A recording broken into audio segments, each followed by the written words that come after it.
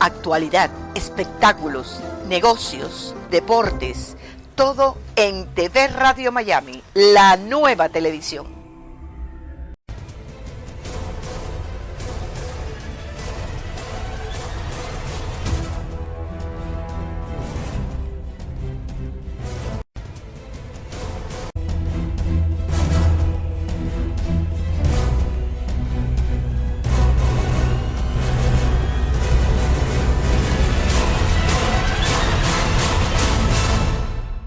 Hola, ¿cómo le va? Seguimos haciendo Portal Miami. Estamos aquí en TV Radio Miami, en asociación estratégica con Radio Miami Internacional y todas las emisoras que toman nuestra transmisión.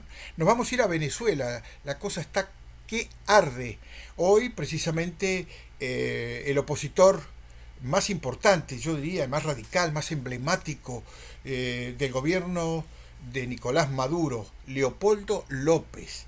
Después de dos frustradas intentos, parece ser que hoy puede darse esta situación de una audiencia de apelación sobre su condena de casi 14 años de cárcel.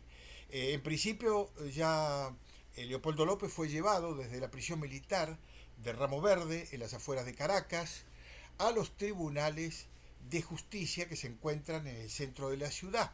Esto ya ha sido confirmado precisamente por los abogados defensores. Vamos a conversar con un especialista, con un analista político internacional que además es venezolano.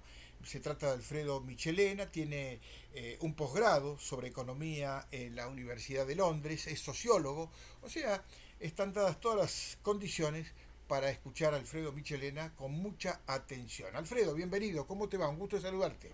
Igualmente, muchas gracias por esta oportunidad y saludos a todos tus telespectadores. Muchísimas gracias. ¿Cómo se vive este día ahí? ¿Con qué tensión? ¿Con qué clima? Esta posibilidad de que Leopoldo pueda finalmente concretar su apelación a su condena. Bueno, en Venezuela o en Caracas y en Venezuela todos los días son de mucha tensión porque todos los días sucede algo. Hoy sucede una cosa muy especial, lo que tú acabas de mencionar. Leopoldo López fue condenado porque algunos analistas del discurso dijeron que lo que él dijo no fue lo que la gente escuchó, sino que quería decir otra cosa, que era llamar a la violencia. Cada vez que Leopoldo decía no hagan violencia, realmente, según estos analistas, eran sí, vayan, hagan violencia. Uh-huh. Es una cosa inédita, increíble. Ustedes saben que días después o semanas después de que se condenó a Leopoldo López, el fiscal acusador se refugió en los Estados Unidos. Se desdijo.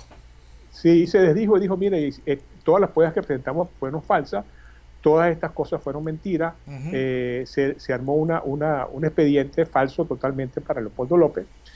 Leopoldo López ha intentado, y los abogados han intentado llevar la causa de nuevo a tribunales y fue aceptada que fuera segunda instancia, pero ha llevado creo que 2 o 3 veces más anteriores a esta misma situación que tenemos hoy, y al final la jueza no aparece, dice que está enferma, etcétera, y eso en el medio de una movilización internacional porque aparecen asesores internacionales, exministros españoles, expresidentes españoles, etcétera, que van a ayudar a Leopoldo, y cuando llegan al sitio pues simplemente no sucede nada, de manera que hoy puede ser que haya audiencia o puede ser que no haya audiencia. Eso puede suceder en todo el día de hoy, en la madrugada, etcétera, porque nunca se sabe exactamente qué puede pasar con este tipo de cosas con Leopoldo López. La información que acabamos de recibir hace un ratito nada más ya anuncia que la audiencia habría comenzado.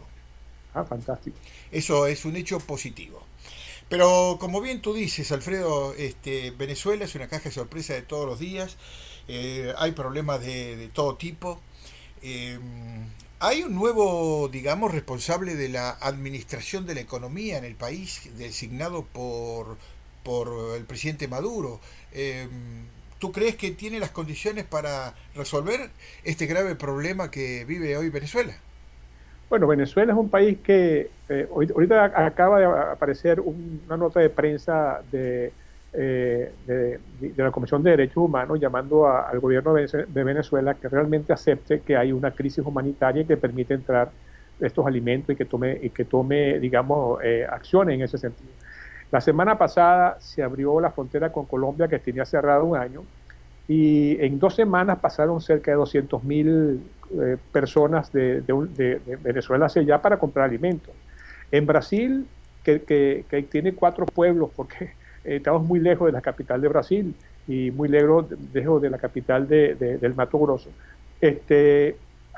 pasa la gente por cientos todos los días a comprar comida. Las islas del Caribe reciben a cada rato visitas de venezolanos comprando alimentación. La gente la frontera está desbordando.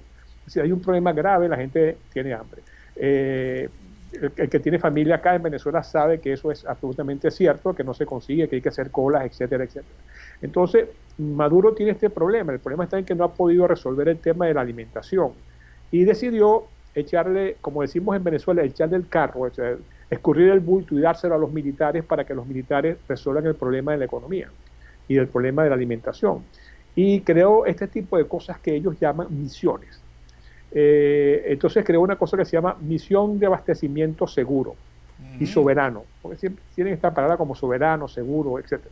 Y esta misión le dice al ministro de la Defensa que él se va a encargar de ahora en adelante de que llegue a la mesa, a la mesa de los venezolanos la comida y que llegue ¿cómo se llama? Los remedios, todas las cuestiones médicas, y que además de eso encarga a los militares de las industrias en general.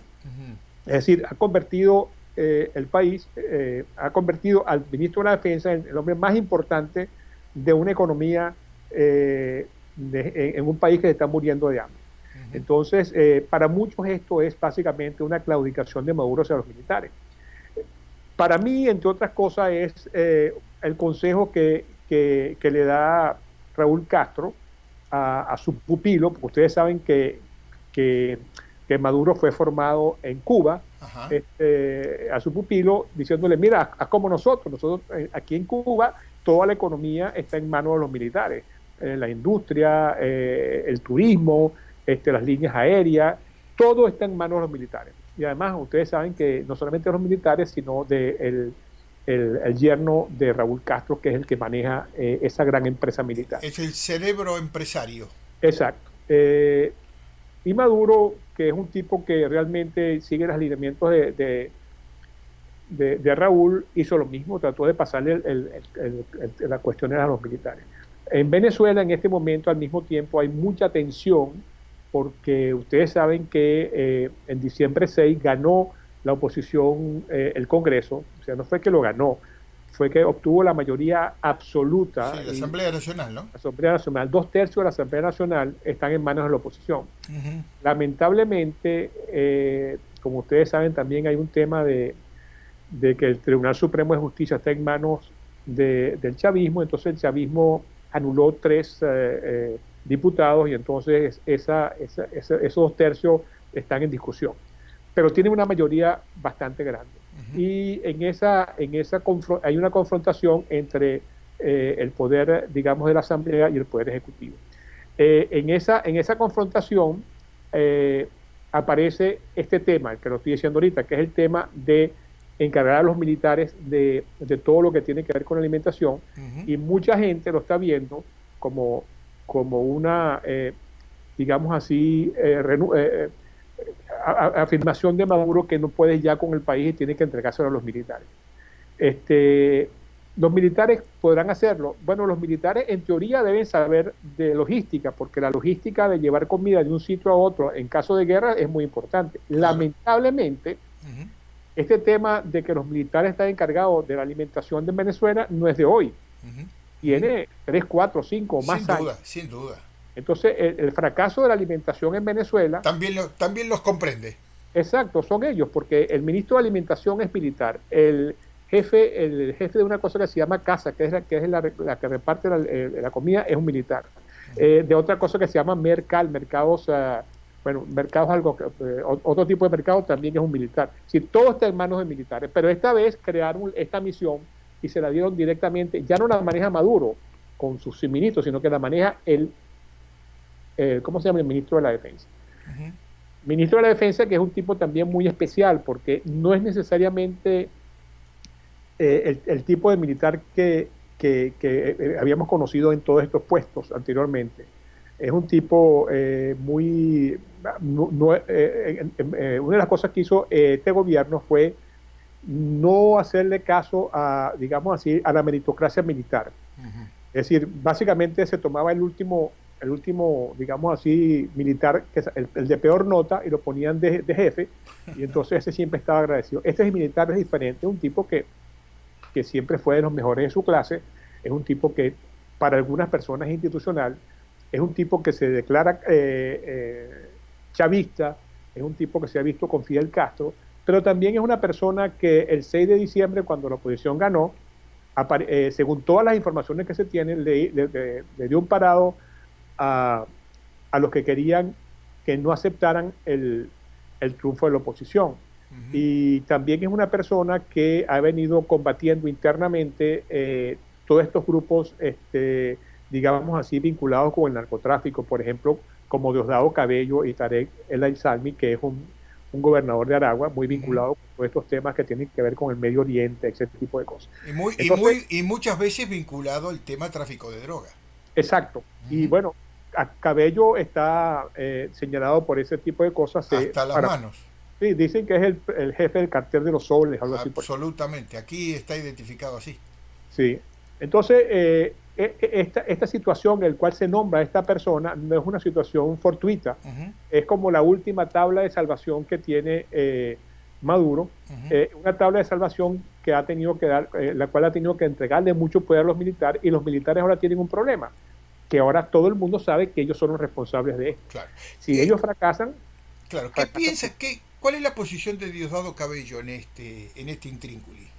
Bueno, Diosdado Cabello se ha convertido, digamos así, él tiene un programa que se llama Con el Mazo Dando. Ah, sí. Se ha convertido en una especie de trucutru, no sé si se acuerdan de esa comiquita, era un troglodita que tenía un mazo que le daba golpes a todo el mundo, y lo Ajá. único que hace es darle golpes a todo el mundo, insultar, decir que tal persona no puede entrar a Venezuela, como fue el caso de Zapatero, que después seguramente hablaremos, que tal otro, pero realmente cada día pierde más poder. Todas las personas que él tenía en los puestos claves Ujú.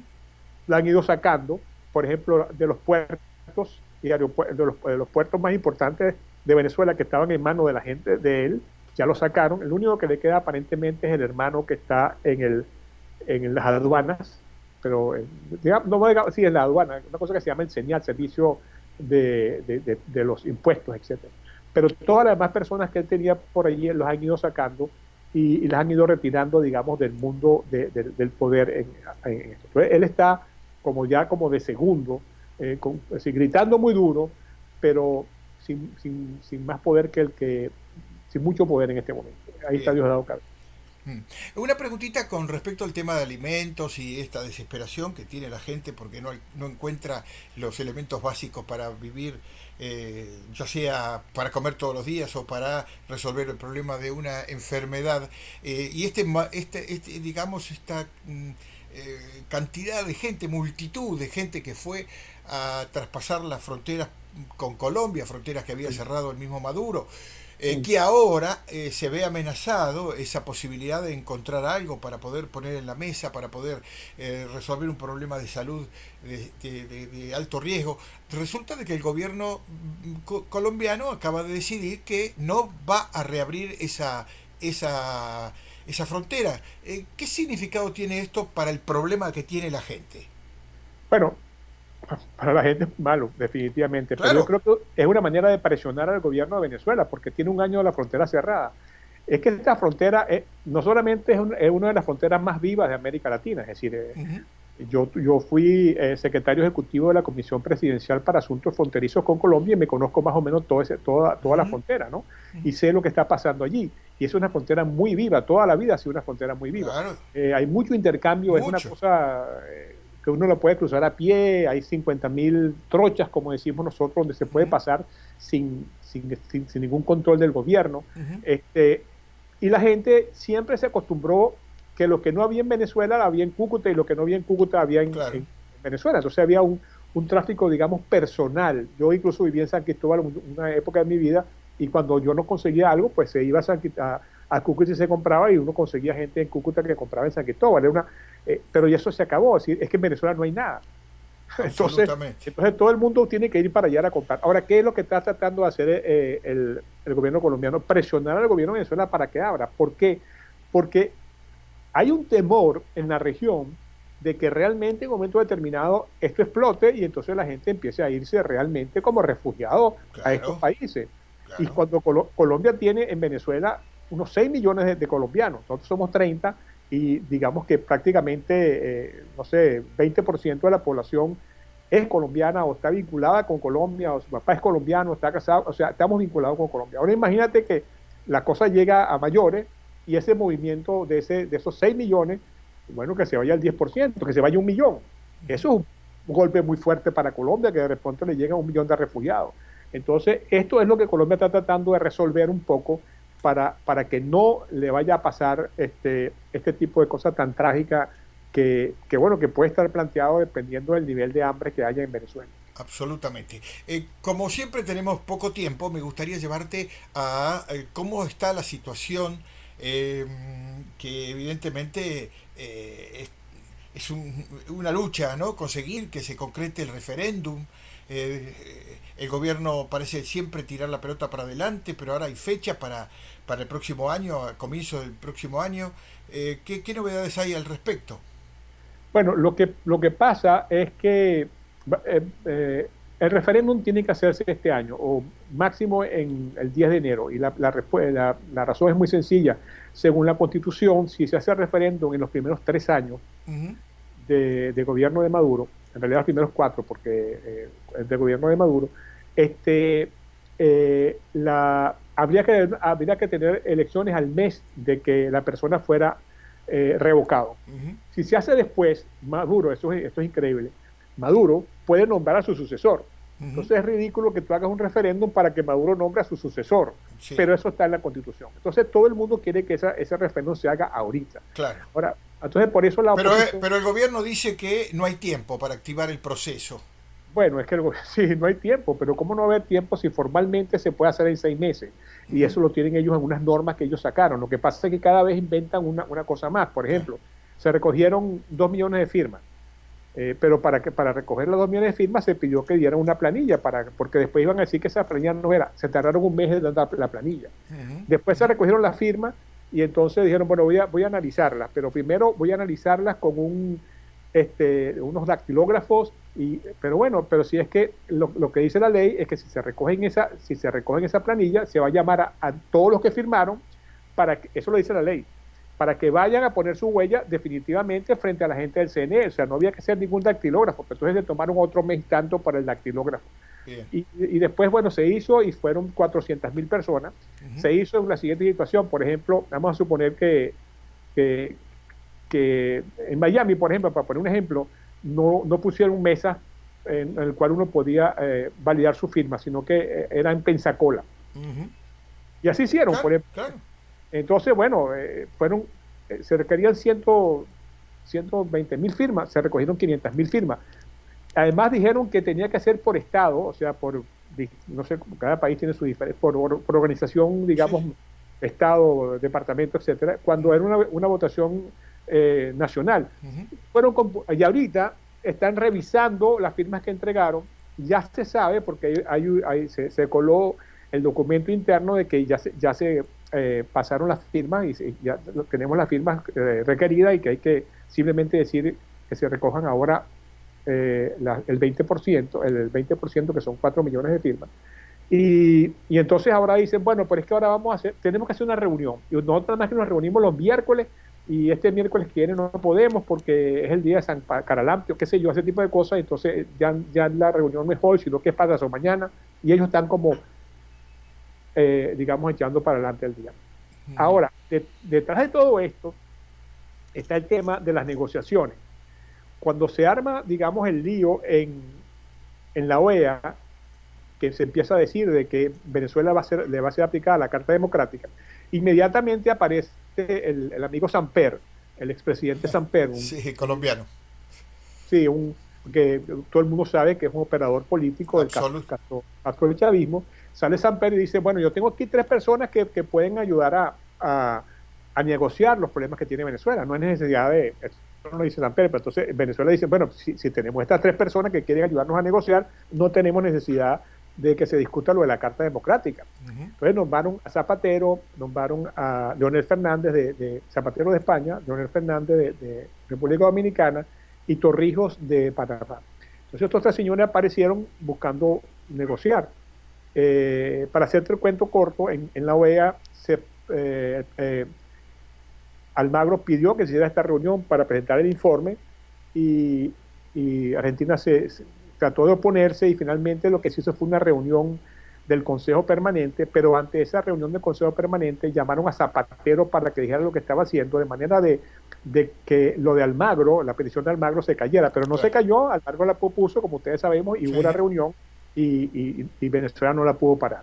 Entonces, frente a esa idea de aplicar la Carta Democrática, se sale esta de UNASUR, de que estos 3 personajes negocien. La oposición dice, yo no voy a negociar porque, primero que todo, el referéndum no es negociable porque es una cuestión que está en la Constitución, yo no puedo negociar el referéndum. Pero yo no voy a negociar si hay presos políticos, yo no voy a negociar si solamente van a estar estos 3 personas allí, yo no voy a negociar si me van a parar el referéndum, si no se hace este año. Me pusieron 5 condiciones. Esto ha ido para adelante, para atrás, ha habido presión internacional y al final, ayer se reunió la oposición con estos enviados especiales, perdón, con estos, no son negociadores, son facilitadores. Y parece juego de que palabras. Sí, pero la diferencia es que ellos no negocian, ellos son lo que dicen en Venezuela, un ve, trae y lleva. Es decir, yo le digo a ellos, yo quiero esto, y él va y le dice al otro que yo quiero esto, y el otro me responde a través de él. Y hasta que nos ponemos de acuerdo en una agenda, y ahí empezamos a discutir. Lo que significa esto concretamente, Alfredo, no sé si tú pensarás lo mismo, pero me parece que este asunto del referendo es todo, como tú dices, va, lleva, trae, pero en realidad lo concreto es que la fecha no se cierra y recordemos que en caso de que el referéndum se convoque para enero, y si eventualmente Maduro pierde ese referéndum, dejaría que su vicepresidente, que es del Partido Socialista, en el poder hasta el 2018. Claro. O sea, todo juega para el gobierno. Claro, además acuérdate que es que el vicepresidente lo nombra él. Claro, o sea, a eso me refiero. No es que estaba en la fórmula cuando se eligió. No, él puede nombrar cualquiera. Puede nombrar a su mujer. No, es increíble. Una pregunta, ¿cómo suena allí el tema de los sobrinos que están presos en Estados Unidos por tráfico de drogas?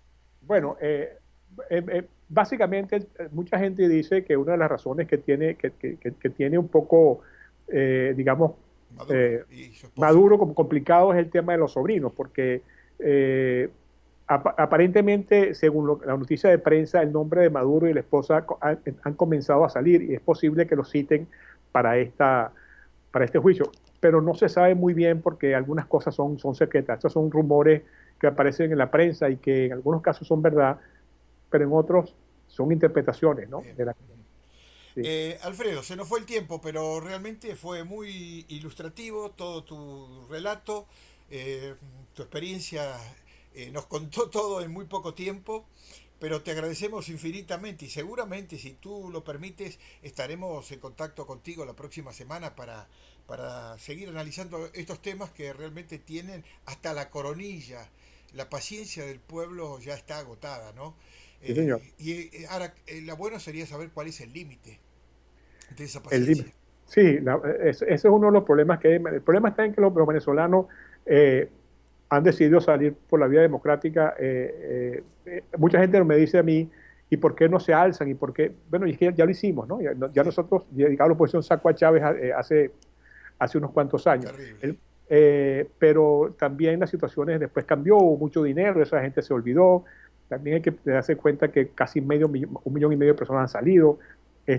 Hay unos cambios importantes, pero este año van a suceder cosas en Venezuela muy importantes y yo creo que el cambio se acerca de alguna manera u otra. Chiquitito, nada más que porque hay tantos temas que uno no puede dejar de meterse, ¿no? Es decir, en este momento el liderazgo, digamos, de la opinión pública venezolana, eh, eh, habría, yo así individualizo dos personas, ¿no? Ramos Alú, por un lado, como presidente de la, de la Asamblea Nacional, y Enrique Capriles me da la sensación que es el más representativo del lado político. Si López es liberado y si López no es liberado, ¿quién asume el liderazgo para enfrentar estos próximos tiempos que vienen en Venezuela? Bueno, esa es una buena pregunta. Yo soy de la opinión de que si se plantea el referéndum y tiene que haber una nueva elección, en ese momento sale López, lo sacan de la cárcel. Uh-huh. Y lo sacan de la cárcel para que empiece a competir con ¿cómo se llama? Con Enrique Capriles Radonsky, Uh-huh. y haya un problema. Y eso yo creo que lo que tienen pensado ellos y por eso quieren dejar a López ahí. Ahorita en este momento, en la última encuesta, pone estas tres personas que tú has hablado en más o menos la misma situación. Un poquitico más ahorita, Ramos Alup, después ya, pero así, digamos 34%, 33%, ¿cómo se llama? Capriles. Y 32% Leopoldo López. Pero eso puede variar mucho. Ahí lo más importante, digamos, la persona que tiene como mayor peso en este momento en la opinión pública nacional e internacional es Leopoldo López. Pero te digo, todo va a depender del momento en el cual se hagan las próximas elecciones. Bien. Alfredo Michelena, muchísimas gracias por esta charla realmente rica de datos y de buen análisis político. Muchísimas gracias, nos vemos en cualquier momento. Gracias a ustedes, gracias a ti. Vamos a la pausa, volvemos enseguida. Sumamos más de 10 millones de suscriptores. Ahora también puedes vernos en Roku. Gracias por su apoyo. TV Radio Miami.